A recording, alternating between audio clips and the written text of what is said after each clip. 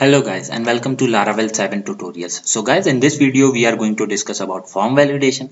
In the previous video we already implemented our form, and this video is going to get a bit longer because I'm going to show you some basic Laravel error exception, and I want you to get familiar with them so that you can debug your errors efficiently.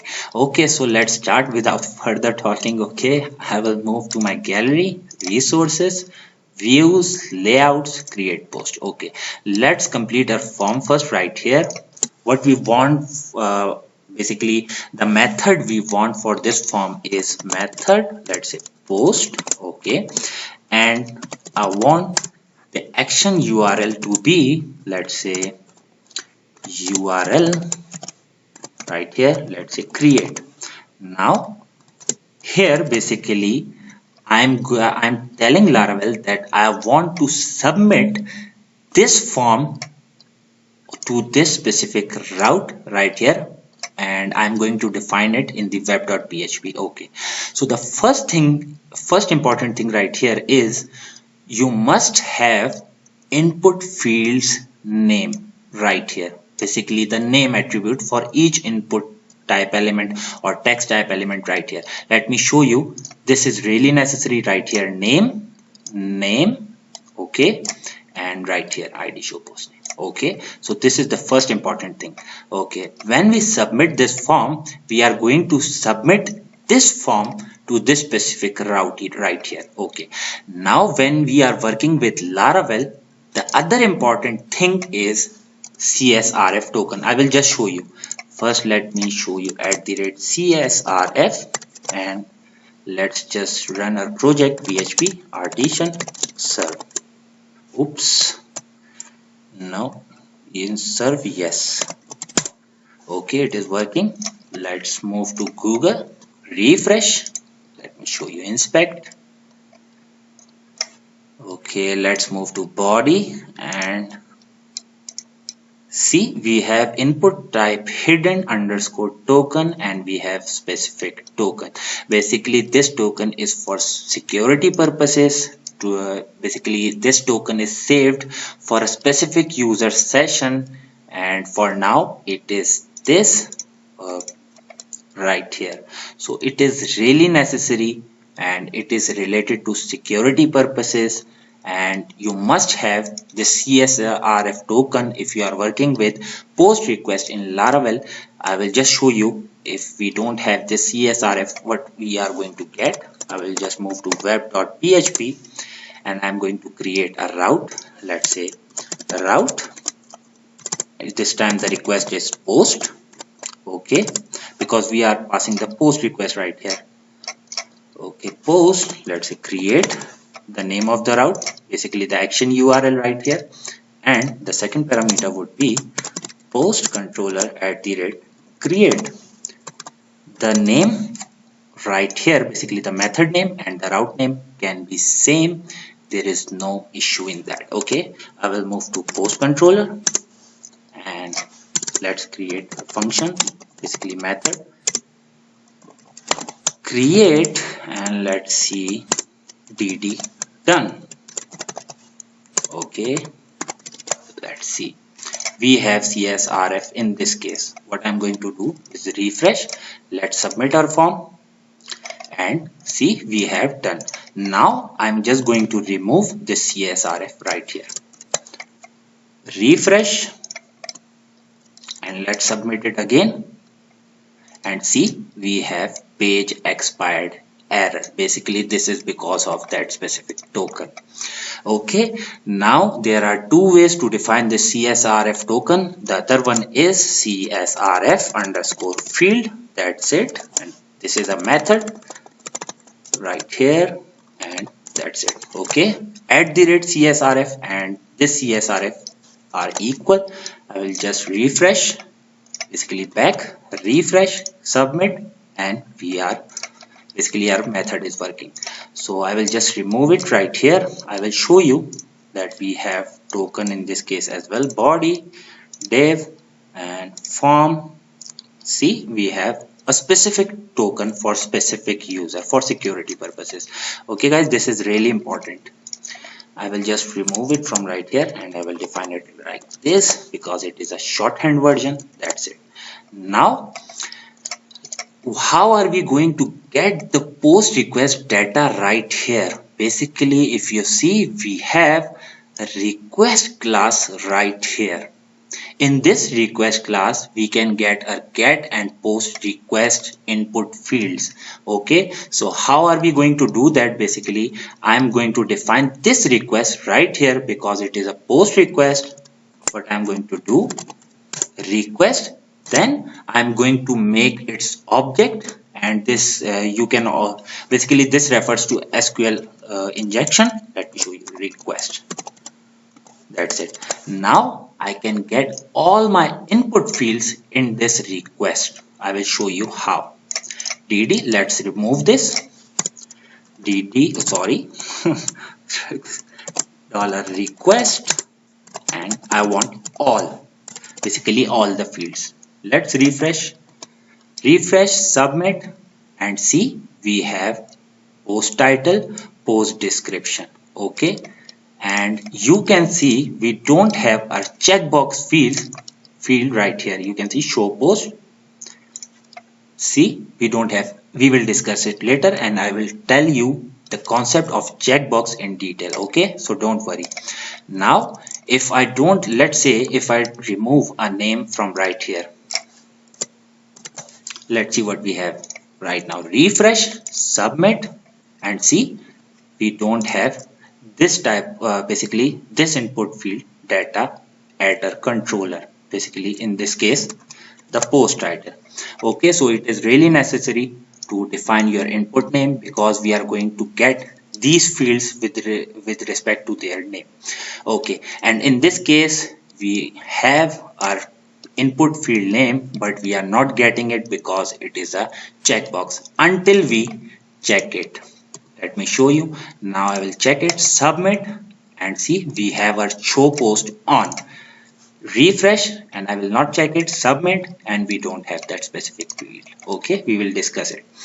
Now for the form validation, what we need to do, you can see, and we can also get a specific request, basically specific input field with their name. Let's say I want to see the post title. What we can do is request post underscore title, get it as an object property. Refresh, submit, and see null. There is nothing. Basically, let me pass something. Submit, and see we have data right there. Okay, so this is how we are going to get a specific field. Okay, now for the checkbox in Laravel, if a checkbox is checked, in that case only we are going to get the checkbox. Let me show you once again. I will just remove it and I will say all method, basically. Refresh, I will just check it, and in this case on. So how are we going to validate it and pass it? Basically for checkbox there is no validation. We are only going to see if checkbox is checked or not. So for that I'm going to put a condition right here. Let me show you. $show post, I'm saving it in this variable show post, and I'm saying $request. I'm going to use ternary condition for this. $request, and the name of that field, specific field right here, is show post. Copy, and let's see. Okay, request show post equals to null. If it is null, do this, basically assign 0, and if it is not null, assign 1. That's it. Okay, so this is basically if else, and it is called ternary condition, basically a shorthand version of PHP. In this case my condition is right here. I'm putting my condition right here that if request show post is null, what you have to do is basically the condition, if the condition is true, what you have to do is assign 0, and if the condition is false, what you have to do is assign 1. Let's see a show post variable. $show post. I know guys, this is in a lot of detail, but it will help you. Believe me, it is just going to help you. I am doing all of this for you. 1, and let's say if it is not checked, and see we have set a show post to 0. So that's it for the checkbox. Now let's see how can we validate our post title and description.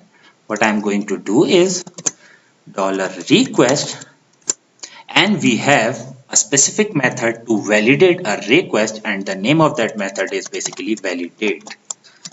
Validate, it is going to accept an array. Basically it is going to accept an associative array, and in this case the key would be the field names right here. Let me just show you again so that there is no confusion left. Request all, that's it. Okay, and let's refresh. I think there is a mistake somewhere right here. Let's comment it out, refresh again, and right here. Okay, submit. Basically these are the form name attribute, and these are going to be the key in this case for the validation. Okay, I will just remove it from right here, and I want this field to be required, basically necessary. The second condition would be minimum. I want minimum 3 characters for this field, and I want max for this field would be, basically I am applying my conditions right here. I will explain it again. Let me just put it right here for the description right here. Let me show you post description, and let's remove it. Description, that's it. Okay, for the description and title we have the same validation. Basically both of these are going to be required. The second condition we are going to define it with this line, required, and the second condition is minimum 3 characters required for this field, and maximum, basically we cannot exceed a character limit from 191 right here. Okay, basically 192 characters are not acceptable in this case. I will just show you some other validation rules. Laravel docs, available validation rules, and you can see we have all these type of stuff for the validation. For size, same. Let me just show you min that I'm applying right here. See, required. There are a lot of ways, and the simplest one is right here that I'm going to basically I'm using right here, the simplest one. Okay guys, now once we submit our form, if the validation isn't true, basically if the validation fails, we are never going to get right here. I will just show you. We are never going to get here basically to the next line until the validation is true. Let me show you an example. We'll move to right here, back, refresh, and see I have already done after the validation. Let's see. Okay, the page is refreshed right here. You can see once again the page is refreshed. Why? Because we are getting errors and we are not printing any sort of error right here. We will do that in a moment. Okay, so let's just put a validation error, and what I'm going to do is, let's say we have global $errors variable. Whenever we get any type of any specific validation error, Laravel put that specific type of error in $error global variable. Okay, let me show you. Let's put a condition @if, so it only works if the condition is true. If not $errors is empty, basically this is a method, is empty. Okay, then do that. If errors are not empty, basically in this case, what we are going to do is div, let's say class alert minus danger. Okay, and let's have UL right here, UL, and if errors are not empty, what are we going to do? For each $errors all as $error, and @ end for each, and let's get all the errors in li. Let's print the error. That's it, simple and clean. Okay, let's refresh right here, submit. So see if our condition is working fine right here. Until we don't get any sort of error, we are not going to print anything. So let's submit and see we have error. Okay, and for that what we have to do to make it clean, basically errors as error, basically right here, that was here we had to have dollar error. Sorry guys, silly mistake. Refresh, submit, and see we have our errors right here. The post title field is required, the post description field is required. Now let me show you the other errors. Let's say we have a single character for both the fields. Submit, the post title must be at least 3 characters, the post description must be at least 3 characters. Okay, and let's you can try the other condition as well of 191 character, and in this case I'm just going to submit, and let's have a bit of margin right here. What I'm going to do is empty minus 3, that will do the trick. Refresh, submit, and we have our errors right here, nice and clean. Okay, now it's time to create the data inside basically the database. Now let's make our condition true, refresh, and we have our data and validation is true right now. Okay, so now I will make a variable $post is equals to pass the class name post, create, and don't forget to call the namespace up right here. Use app name of the class is post and create. Let's create. Now in this case, this create also accepts basically this accepts an array, and it is also an associative array with key and value, and in this case the key would be right here. Let me show you post table. We have ID, user ID, post name. We are going to only insert post name, description, show post is active or not, and user ID. In this case I'm going to pass user ID as a static ID, because for user ID what we have to do while we are working in our project, we will get specific user that is logged in, we will get his ID and pass it to the database. So in this case I'm just taking an basically I'm defining a static ID. That's it. This is for user ID. Okay, now I want the user underscore ID to be in this case $ID. That's it, simple. Now the other field I want is, let me show you with respect to database, post name. Let's say post underscore name, and this field basically what we want to put in this field is post title right here, that is coming with request. So what I'm going to do, $request, because it is validated now. Request, we can put it in the database, post title right here. Okay, that's it, the name that we defined right here. Let me show you again, post title. Okay, now the time is for the description. Let's see what we have, the field name description. So what I'm going to do, description, simple as that, $request, and guess what we are going to pass, just guess it, and it is simple, post description right here, post underscore description. That's it, and it's time to put a show post in is active column right here, is underscore active. Let's put it right here, and we are going to pass $show post. We can also pass the variables, you can see, right?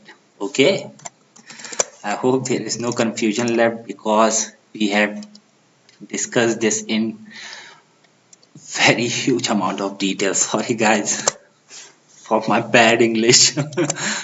Okay, now if we are able to basically submit our data, what we are going to do, return success, return redirect. Basically these are the method. I want to redirect back to my specific page that I was working on, redirect back with success. In this case, success, this is basically the session. This is going basically this success, we are putting this success message in our session global variable. Okay, now what I'm going to do, post created successfully, that's it. Sorry guys, that's it. Okay, now let's submit our form. Let's see if we have any sort of error.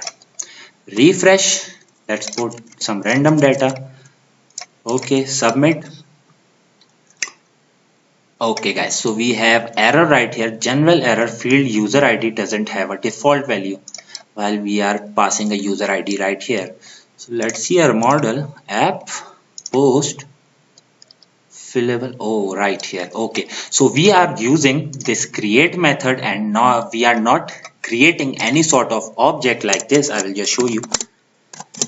If we do this, basically if we do it like this and insert the data, insert all of this data in this post variable like this, I will just show you dollar post and let's say dollar user underscore ID is equals to dollar ID. We can pass it like this, but since we are using Eloquent other method, this method requires that we put all the specific field in the fillable column so that this method right here can fill those columns in the database. What I'm going to do, user underscore ID, that's it. Let's move back, refresh, and let's see, pass the data. Okay, and we successfully created our data. Let me show you, because it just refreshed without any success error, because we are not printing any sort of success error. So you can see we have some data right here. Okay, now let's see some sort of success message. If we are able, we are passing the success message right here. What we are going to do is we are going to put a condition right here, at the rate if session has, we are going to check if session has this success variable right here that we just defined. See, success, we are going to check if we have this at the rate and if, let's say we have, and now what I'm going to do, assign a div class alert minus success. Okay, and if we have anything in session, we are going to do is get it, session get success, basically the success value. Let's just submit our form once again. We'll put some random data, working. Sorry. Okay, we are submitting and see we have our success message right here.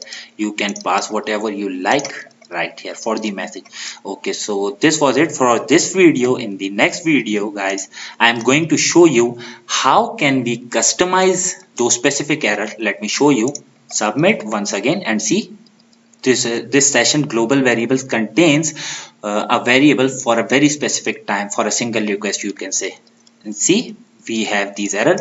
So in the next video what we are going to do is we are going to make these custom errors, like we are going to assign some random text that we want, and we are also going to see how can we print all these specific errors below the specific field. For example, I want the post title field error should be right below the post title input field right here, and for the description I want the description error right below the post description text area. So hope you guys like the video, you like the concept of the video, because I know it was in much detail, but it was only for you and it will help you a lot. Believe me guys, it was only for you. Okay, so I think that was it. See you in the next video. Take care.